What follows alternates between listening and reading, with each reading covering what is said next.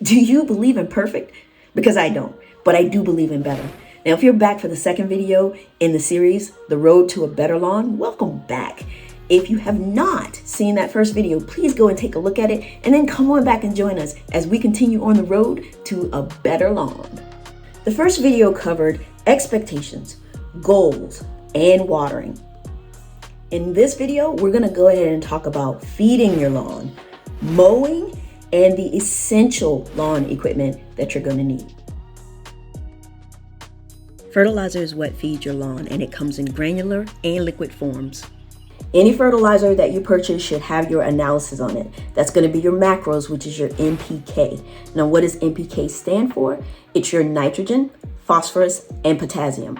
Those three nutrients are super important to having a healthy turf. Now, as far as determining which analysis you need, this is where your soil test actually comes into play. Now, this particular soil test will actually give you your NPK recommendations. There may be some out there that don't.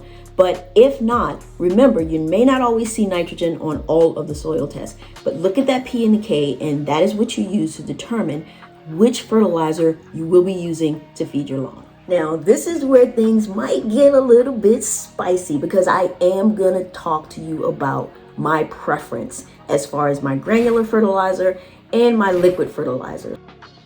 Friends, you are gonna get overwhelmed by the massive amounts of fertilizer options you have out there. I've tried so many of them, but I have settled on these particular options because they work best for me and they work best for a lot of my clients. The appeal to Higher Bricks is that it feeds your lawn for 3 whole months, which means you don't have to drop fertilizer every 30 to 45 days. And it's also a fantastic granular fertilizer. Now, the appeal to using my liquid fertilizer of choice is actually in the name.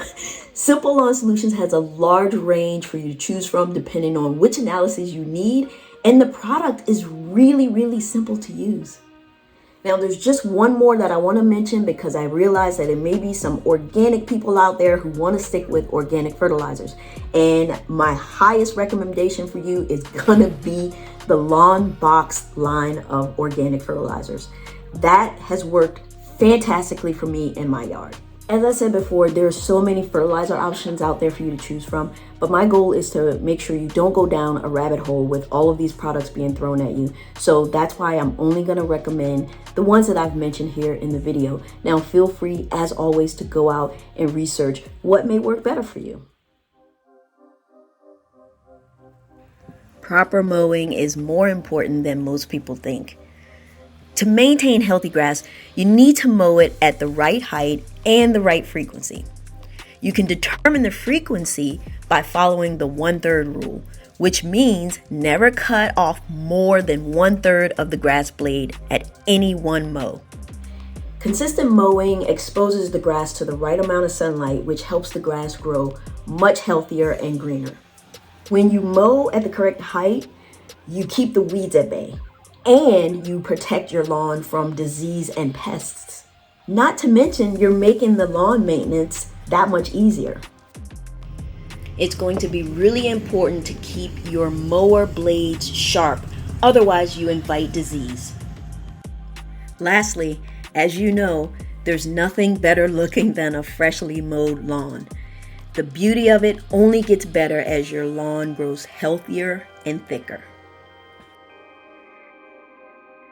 This is strictly my opinion, but don't get gas and don't get cords, go battery. It is no secret that I am a Toro influencer and I do love my Toro products. But be sure to do your research and find the mower that works best for you. In order to apply your fertilizer, you will need a spreader, a sprayer, or both. My main recommendation here is if you get a sprayer, don't get a pump sprayer. Invest in a battery sprayer. And that brings us to the last must-have, a leaf blower. You have to clean up behind yourself. Okay, it's time to get excited because now you have the basics of what you need to get started on a better lawn. But let me emphasize, that is the start.